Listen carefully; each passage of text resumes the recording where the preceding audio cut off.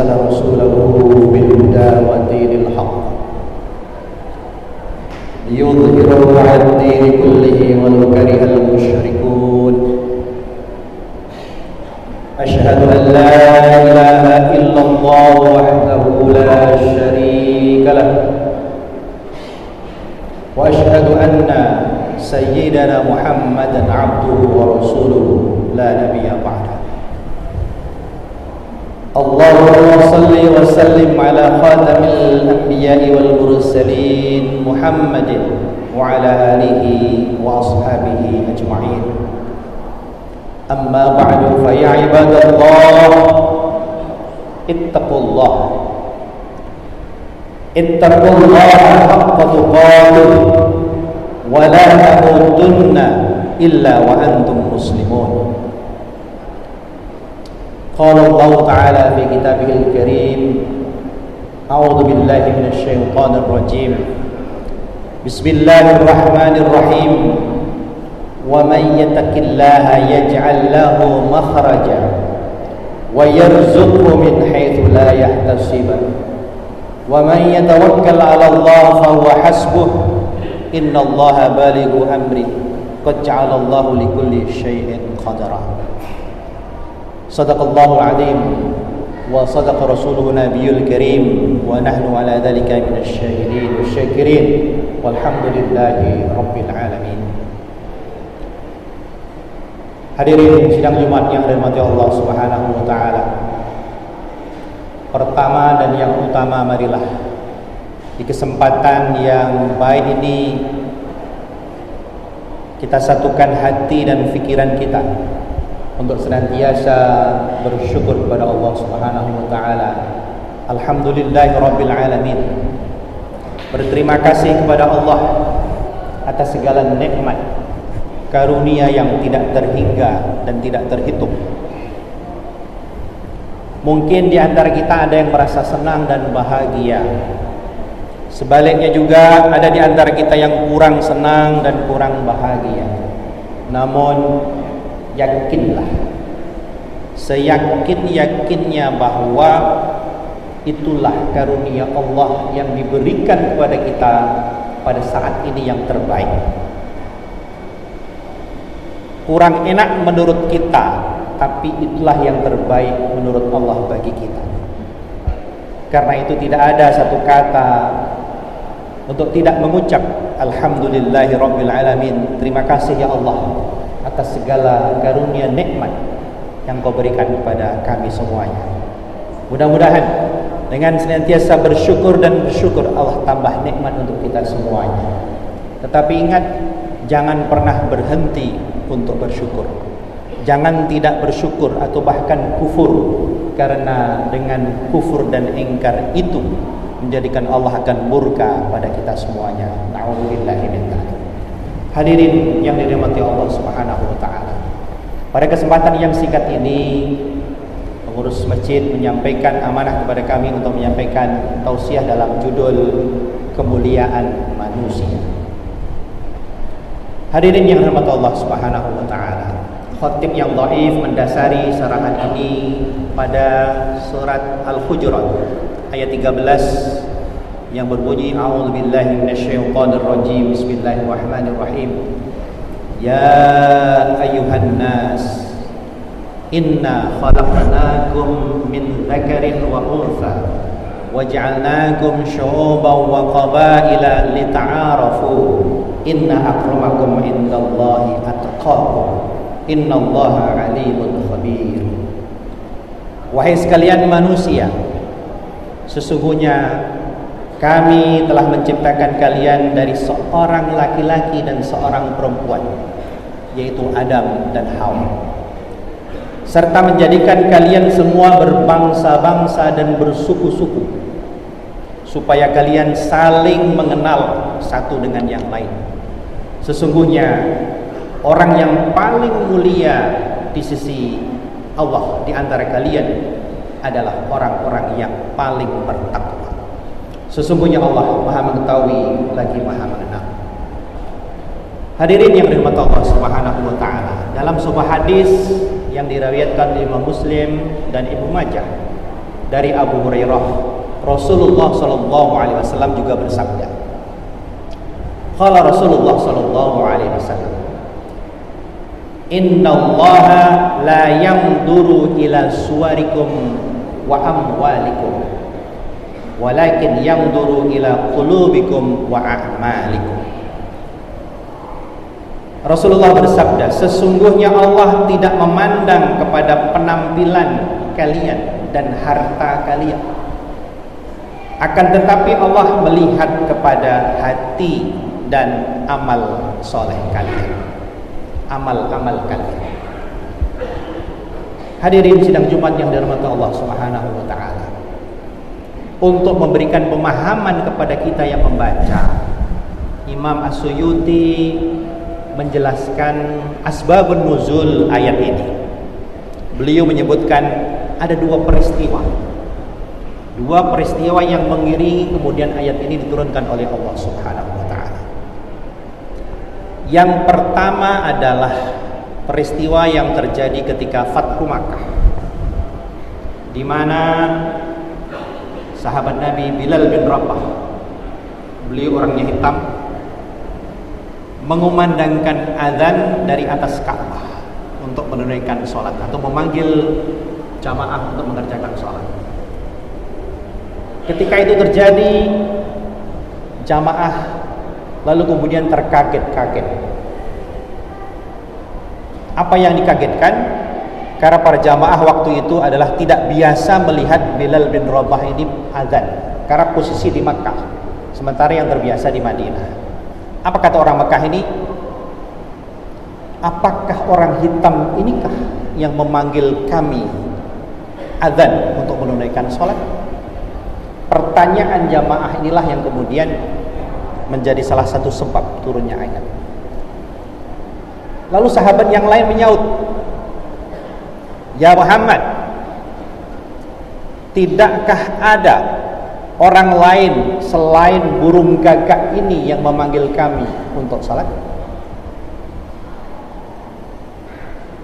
Orang yang berikutnya menimpali, jika memang Allah membencinya, tentu akan mengganti dengan secepatnya.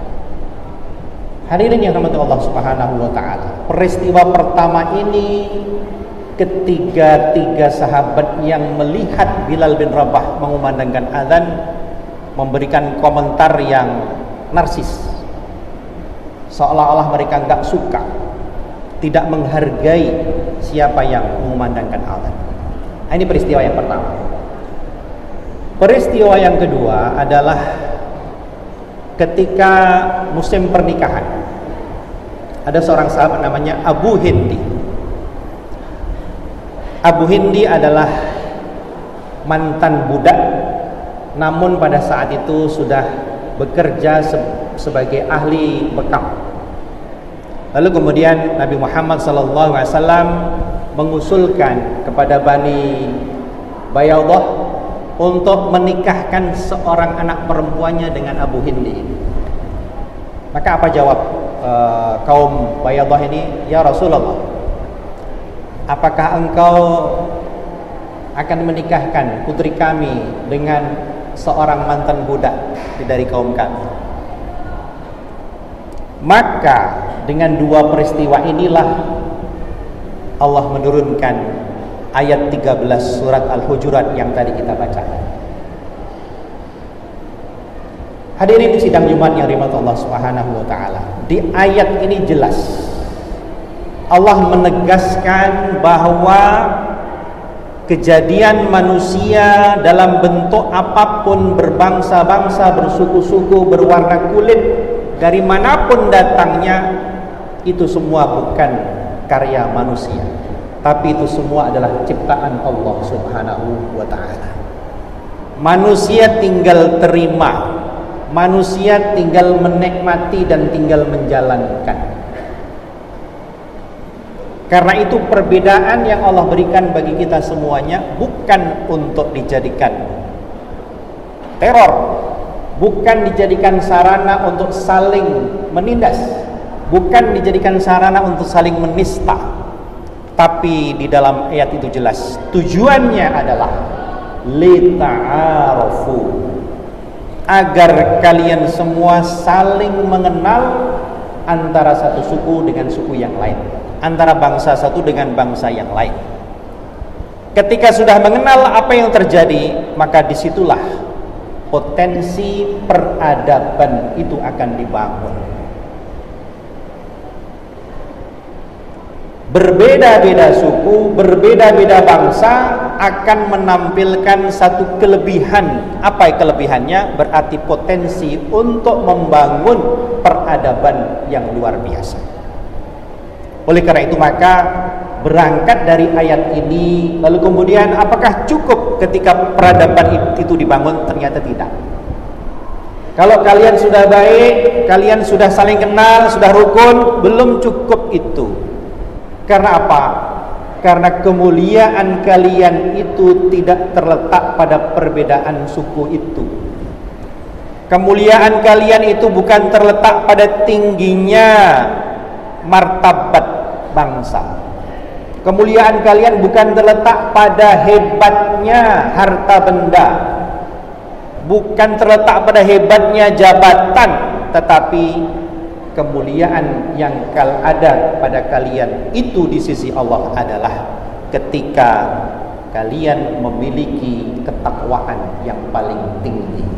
Inna akramakum indallahi atqakum. Sesungguhnya yang paling mulia di antara kalian semua di sisi Allah itu adalah yang paling tinggi tingkat ketakwaannya. Hadirin sidang Jumat yang dirahmati Allah Subhanahu wa taala. Apa itu takwa? Dalam bahasa kita sehari-hari, takwa adalah imtithalu awamirillah, menjauhi, melaksanakan semua perintah-perintah Allah. Wa ijtinabu nawahihi, dan menjauhi sejauh-jauhnya larangan-larangan Allah. Itulah takwa. Artinya amal soleh, berbuat yang terbaik. Dan takwa ini setiap saat senantiasa dinasihatkan. Takwa ini setiap Jumat disebut oleh khatib. Bahkan di setiap pertemuan para ulama, para kiai, para ustadz kita mengingatkan jamaahnya untuk senantiasa mengingatkan takwa kepada Allah Subhanahu wa taala. Dan itu sangat beralasan. Kenapa? Ya, karena semua kita ingin menjadi orang yang paling mulia. Semua kita hidup ingin menjadi mulia. Namun barangkali penafsiran hidup mulia itu di antara kita berbeda-beda. Ada yang beranggapan bahwa mulia itu dengan hartanya, maka dia cari harta sebanyak-banyaknya. Ada yang mulia itu karena mungkin nasabnya, keturunannya, maka dia pertahankan habis-habiskan nasab itu. Ada yang mulia itu mungkin karena beranggapan kedudukannya, maka dia cari kursi sebanyak-banyaknya. Padahal Allah tegas, dan Islam sudah menegaskan, menunjukkan kepada kita semua bahwa kemuliaan tidak terletak pada itu semua, tetapi kemuliaan manusia itu ada pada tingkat ketakwaannya kepada Allah Subhanahu wa ta'ala. Bagaimana dia melaksanakan perintah Allah itu sebaik-baiknya, dan bagaimana dia menjauhi larangan Allah itu sejauh-jauhnya, itulah dia ketakwaan yang senantiasa kita dengar. Bagaimana aplikasi dalam kehidupan kita sehari-hari? Barangkali secara sederhana bisa kita sebutkan bahwa takwa itu paling tidak dalam diri kita masing-masing ada 5. Apa itu? Yang pertama adalah bersih hatinya. Bersih hati kita artinya apa? Setiap kita harus selalu melihat orang lain itu dengan pandangan yang positif. Jangan sampai kita melihat orang lain itu dengan pandangan yang tidak suka atau su'udzon. Tidak hanya kepada orang, tapi juga kepada makhluk yang lain, kepada peristiwa. Jangan sampai yang terdetik di dalam hati kita itu adalah pikiran atau pandangan, perasaan-perasaan yang negatif. Maka itu akan mengurangi tingkat ketakwaan kita. Yang kedua adalah jujur perkataannya. Orang yang jujur sakit dia bilang ngomong sakit, benar dia ngomong benar, salah dia ngomong salah. Tapi jangan dibolak-balik. Maka ketika kita membawa diri kita dan setiap omongan kita jujur dimanapun dia berada, maka kejujuran itu akan mendatangkan kepercayaan.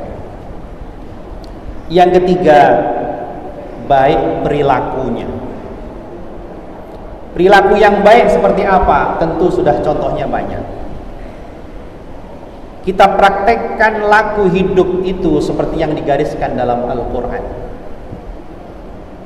Quran kita jadikan pedoman, kita jadikan tuntunan. Jangan hanya dijadikan tontonan. Quran kita taruh di depan menjadi imam. Jangan Quran diletakkan di belakang menjadi makmum. Sehingga laku hidup kita, perilaku kita, perbuatan kita dituntun oleh Al-Quran. Perilaku yang baik. Yang keempat, rajin beribadah. Beribadah rajin. Sholat 5 waktu tidak tinggal. Baca Quran senantiasa dilakukan. Amal soleh tidak pernah lupa. Maka ibadah-ibadah itu akan menjadi satu bukti bahwa kita orang yang bertakwa. Yang terakhir adalah ikhlas menerima pemberian Allah apapun bentuknya. Hari ini ada orang yang merasakan hidup dengan perhitungan ekonomi yang lemah, yang rendah atau yang miskin. Tapi ketika dia menerima dengan ikhlas apapun yang Allah berikan kepada kita, maka itulah salah satu indikasi ketakwaannya. Kenapa? Karena mulia tidak diukur dengan harta. Ada di antara kita yang mencari pekerjaan susah, sehingga apapun dilakukan yang penting halal. Tidak masalah selama dia ikhlas menerima takdir Allah dengan pekerjaan itu. Sebab kemuliaan bukan diukur dengan pekerjaan.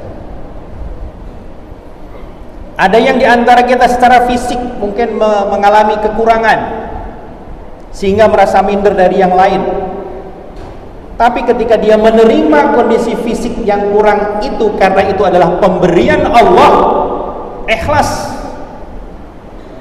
dengan seikhlas-ikhlasnya, maka itulah salah satu tanda ketakwaan manusia. Karena kemuliaan manusia tidak diukur dengan sempurna atau tidak sempurnanya jasad fisik manusia. Oleh karena itu hadirin yang dirahmati Allah Subhanahu wa taala, dalam kesempatan yang singkat ini marilah apapun yang Allah berikan kepada kita, semua itu adalah karunia yang tidak terhingga. Maka jangan melihat kepada apa yang nampak, tapi lihatlah apa yang tidak tampak. Ini agak sulit. Lihatlah apa yang tidak tampak. Artinya apa? Di balik yang Allah ciptakan ini ada sesuatu kekuatan yang luar biasa. Semua kita hebat karena tergantung kepada sesuap nasi dan seteguk air. Coba bisa kita bayangkan, kalau nggak makan, nggak minum, maka semua kita lemes, lunglai, tak berdaya.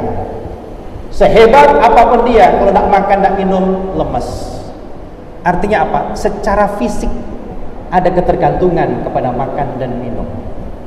Maka ketika makan, ingatlah, jangan hanya melihat nasi dan airnya saja, tapi ketika kita makan dengan bismillahirrahmanirrahim, Allahumma barik lana fima razaqtana wa qina adzabannar, sadarilah bahwa di balik semua itu ada kuasa yang menciptakan nasi dan menciptakan air. Dialah yang memberi kekuatan sesungguhnya, dan dialah yang memberikan kemuliaan kita sebagai manusia. Oleh karena itu maka mari dengan kesempatan yang sebaik-baik yang Allah berikan kepada kita, usia yang masih ada, kesehatan yang ada, kita jadikan segala sesuatunya untuk mengabdi kepada Allah Subhanahu wa taala. Kenapa? Karena kemuliaan kita letaknya adalah pada ketakwaan kita kepada Allah Subhanahu wa taala. Barakallahu li wa lakum fil Qur'anil 'azim wa nafa'ani wa iyyakum bima fihi minal ayati wa dzikril hakim wa taqabbal minni wa minkum tilawatahu innahu wal ghafurur rahim. Allah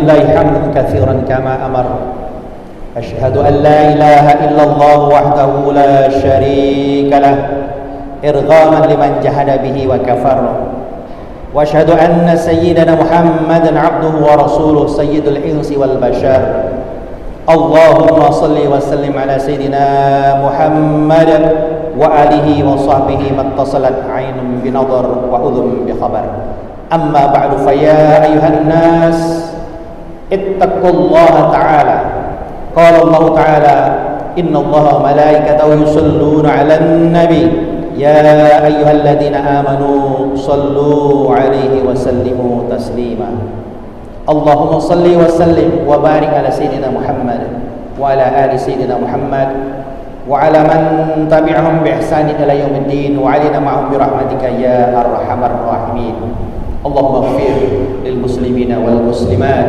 والمؤمنين والمؤمنات الأحياء منهم والأموات إنك سميع قريب مجيب الدعوات يا قاضي الحاجات اللهم اجعل جمعنا هذا جمعا مباركا مرحوما تفرقنا من بعده تفرقا معصوما ولا تجعلنا فينا ولا من بيننا شقيا محروما وهيئ لنا من أمرنا رشدا اللهم اغفر وارحم وفد هذه الجماعة في العالمين بحق محمد صلى الله عليه وسلم ربنا آتنا في الدنيا حسنة وفي الآخرة حسنة وقنا عذاب النار والحمد لله رب العالمين عباد الله إن الله يأمركم بالعدل والإحسان وإيتاء ذي القربى وينهى عن الفحشاء والمنكر والبغي يعظكم لعلكم تذكرون فاذكروا الله العظيم يذكركم واشكروه عليه نعمه يزدكم واسألوه من فضله يؤتكم ولذكر الله أكبر أقيموا الصلاة